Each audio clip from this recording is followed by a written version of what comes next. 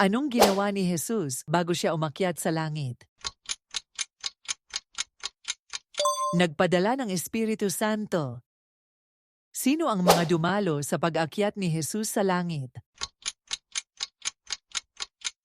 Mga apostol at mga kababaihan. Anong araw nangyari ang pag-akyat ni Jesus sa langit?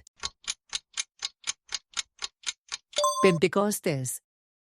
Saan nangyari ang asensyon ni Jesus? Olivet, Jerusalem. Sino ang sumama kay Jesus sa langit matapos ang kanyang asensyon? Birheng Maria. Ano ang huling bilin ni Jesus sa kanyang mga apostol bago siya umakyat? Magdasal ng sama-sama. Nagtuturo ba ang Biblia tungkol sa pag-akyat ng tao sa langit tulad ni Jesus?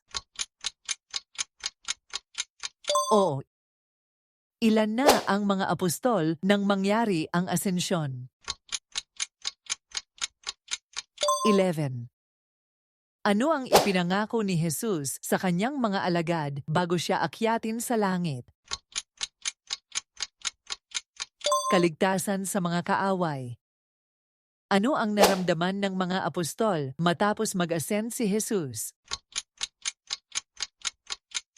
Kagalakan.